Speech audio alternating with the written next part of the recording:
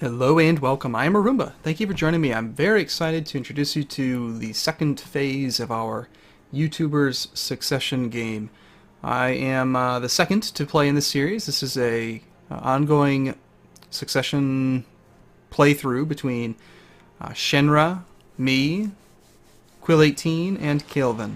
So Shen has finished off with his multiplayer Succession game. We are playing as Pomerania. Here I am, King Arumba of Pomerania. I have linked, by the time you see this on my channel, you will also see a playlist on the channel which includes all of Shenra's videos, and in the future will include all of Quill18 and Kailvin's videos. So you can watch it from my channel, you can watch it from their channel. Hopefully it's all organized the same, but we pick up where Shenra left off. Now if you're not familiar with how Succession games work, this is it's quite simple. You only get to play as one character. When your character dies, you immediately save the game and pass it off to another player. What this does is it allows for some pretty interesting history because every player is a little bit different. Some people like to expand, other people like to roleplay.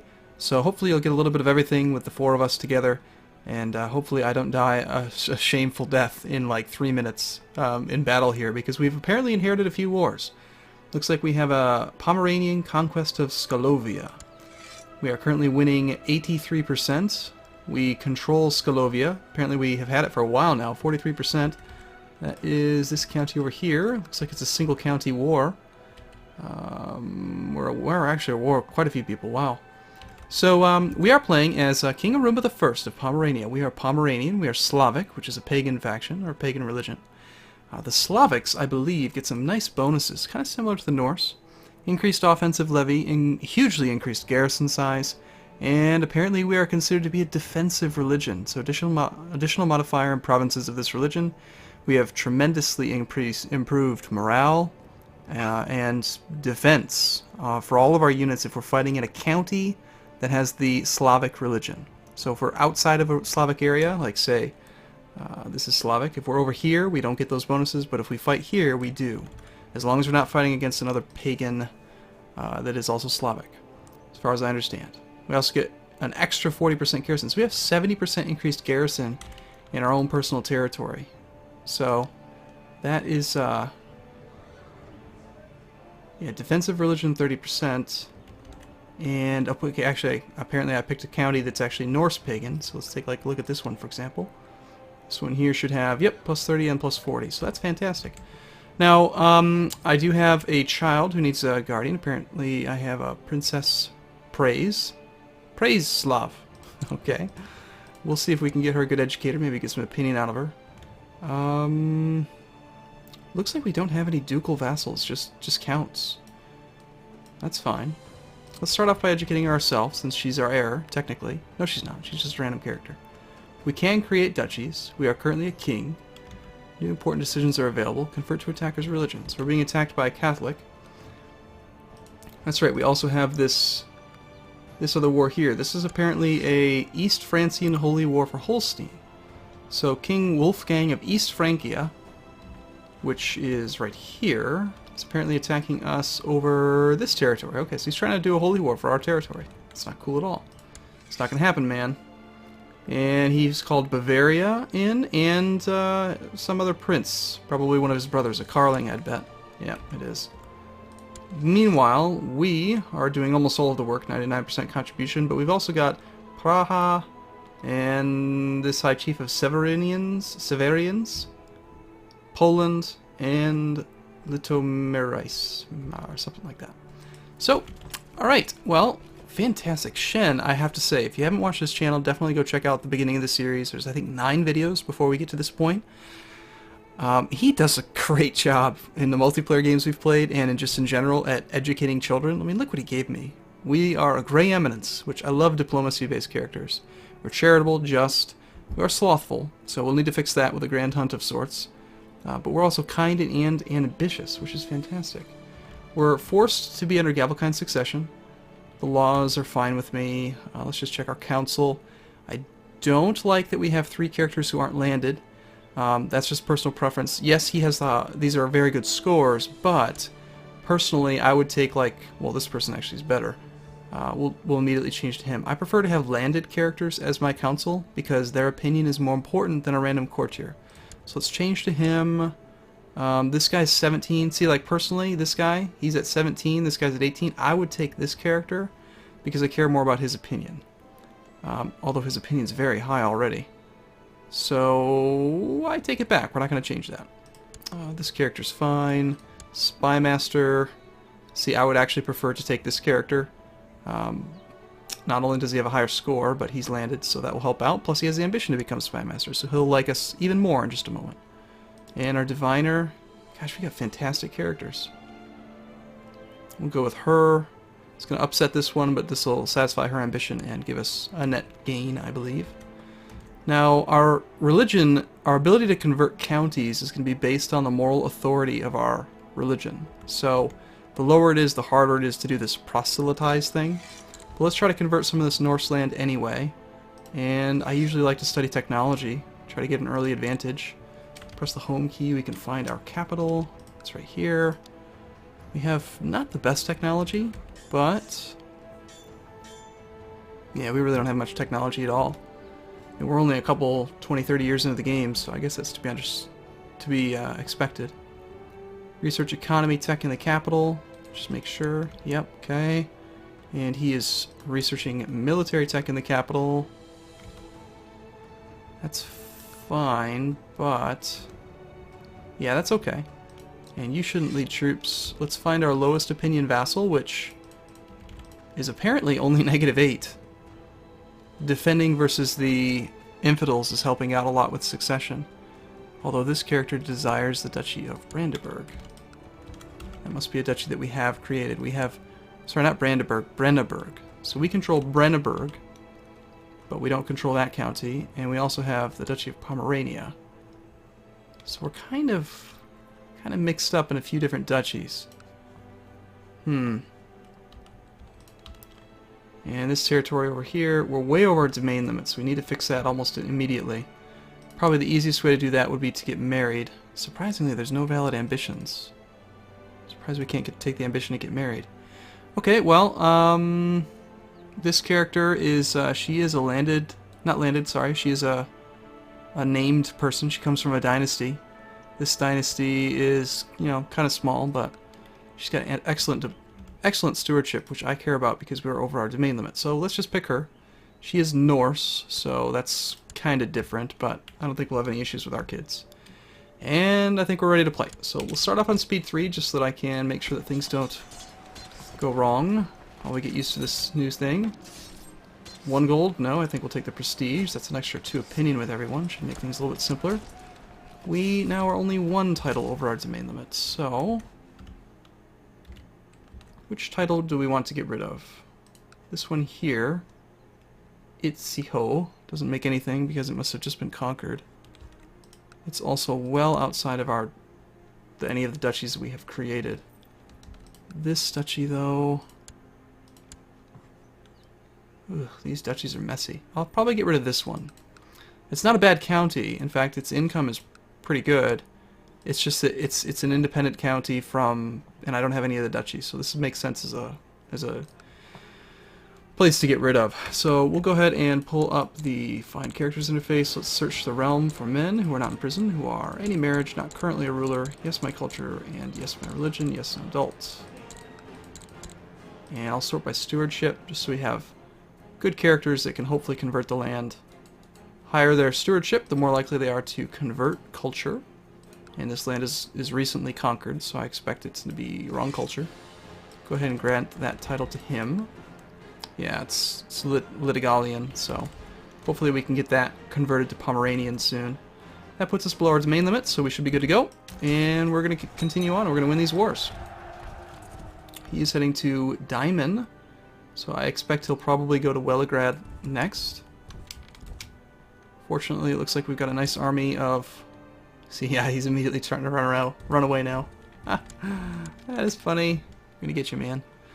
Okay, what's this Yarilo festival? Celebrate the fertility god Yarilo, son of Perun, and the coming of spring with a great festival.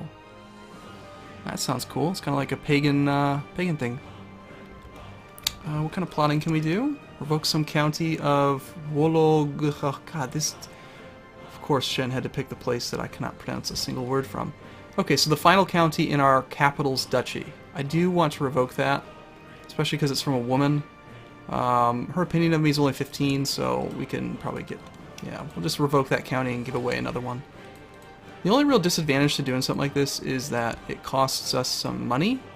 Not directly, but whatever money she has on her, that's a lot of money. She's going to leave the realm with it and become a courtier to some other liege. And when she dies, that money goes to him.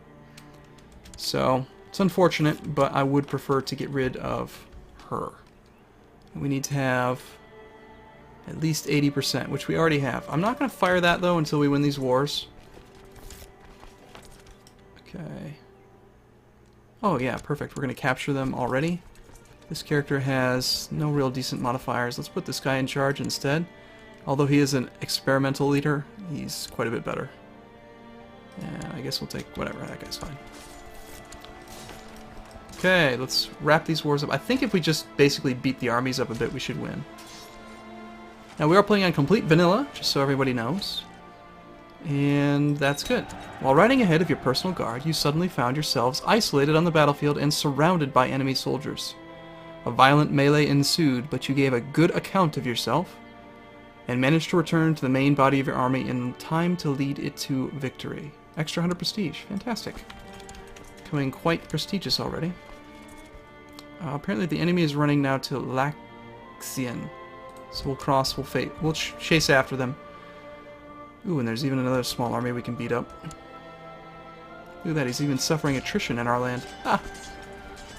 This is actually the very first time I've played as a Slavic Pagan, so I'm pretty interested in it. We have a couple prisoners. Let's go ahead and get rid of them. I'm not playing with a couple of my favorite mods are No Hassles Vassals and... Ooh, we can chase both of them. Let's do both. I am playing with keyboard shortcuts, which is the mod that I created. And I'm also playing with new rivers, borders, textures, just like Shen was. So the game looks just tiny bit different from regular CK2, but the checksum is normal and it doesn't affect gameplay in any way. Same thing with keyboard shortcuts. It just adds a lot of interface kind of improvements to the game. Hopefully that guy's not actually taking that territory back.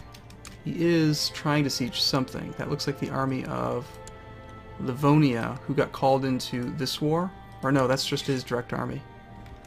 So I will need to go over there soon. Do we have any ships? We're not Norse, so probably not. No, we have no boats at all. Okay. So we'll just beat up on the army of East Francia, which will help out with pissing off the Carlings and getting them weak. So since we're on a defensive side on that war, let's just go over here and beat him up, and we'll keep chasing armies down with the staff. Captured a count and a bishop. Excellent, that's 100 gold. And sounds good. Things go well.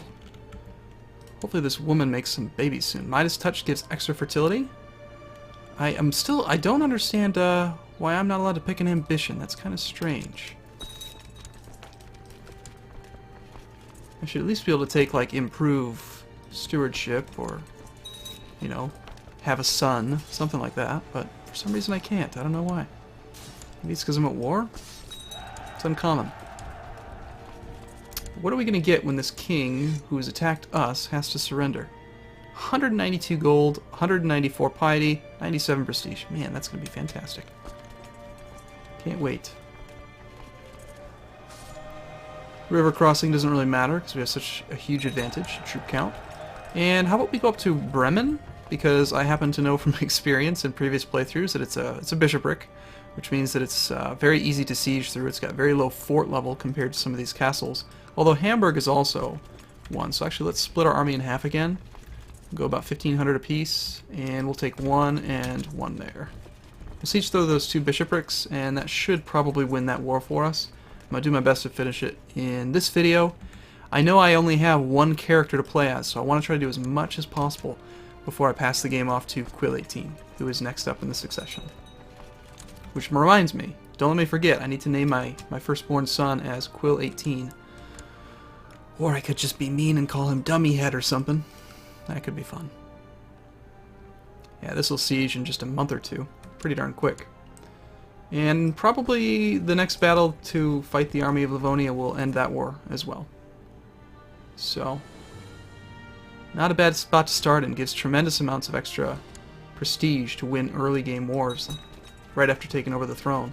Not to mention the defensive bonuses from for the I don't even know why they'd attack. That's just silly. What was that? Short range. It's pretty high. 97 and 95%. Let's see if we can win them both at the same time. This will definitely do it here. We have a new heir. Okay, how'd that happen? My heir is now my half-brother. Okay. So apparently my father, Shen's character, had at some point impregnated this priestess Berta. But he died before she gave birth. She was just born now. He was just born now on November 26th. So I do have a half-brother who is apparently a vassal to my priestess. So I don't have the ability to educate him or do anything, but he is my successor. And actually, let's wait and siege that. And this army can go... Actually, no, that's a city. So let's end this war. For this war, we gain the county of Skalovia. And we also gain some piety and prestige, so that's fantastic. I don't actually want that territory personally, so let's create that. This is part of the Duchy of that. We do have 2 titles there, so let's see if we can get rid of maybe this county. This is part of Mecklenburg. And we don't control anything here, so we'll just find a new character, search realm, sort by stewardship, and we'll go with this character. Pomeranian Slavic wants to get married. Sounds good. You can have... which one was it? Oh god, Rana's the one that Shen started with. That's sad. Oh well, goodbye. I'm not going to hold on to that. I am going to, I think, create this duchy. I'm not sure why he didn't create duchies, but I like having dukes. So, let's find the character that likes me the most. Probably going to be my chancellor here. Not the woman, that'd be silly. Yeah. Go ahead and make our chancellor into the duke. Gives him the duchy there. And that also gives us 200 more prestige, which is 2 more opinion with everybody. And all we need to do now is just siege through this final bishopric. It's going to take about a month or so. In fact, this town might fall about the same time as well. Plus we could use the money, because there's a few more duchies to create. Like, say, for example, over here, we don't control any of that. This is the Duchy of Prussia. I think I will create that. And let's give it to... Oh, what do you know, my steward. Yep, okay. I'm happy with the steward as is, I think. Maybe not. Can we find a better steward? Chief of Kurzeme? No. Do you have any better marshals? No. Okay, that's fine. My steward can become the duke. Okay. The reason I like to create dukes is a few-fold. One, it gives me easier management of my vassals. Makes my honorary titles more significant since there's fewer vassals relative to the number of honorary titles that are available. And third, it allows them to research their own technology. So there's a number of reasons to do it. Plus, the extra prestige that you get really helps out with opinion. I mean, 879 prestige already. That gives us an extra +8 opinion with every character on the entire map. So it's hugely significant. We could wait. Yeah, let's go ahead and wait. It's just one more tick. Take the city, we get a little bit more gold, and now we'll force the victory. So we end up with an extra 200 gold, 200 piety, and about 100 prestige. Yay! Okay, this is a great place, I think, to wrap this one up. I'm going to see you again in a few more minutes, so thank you so much for watching. See you again soon.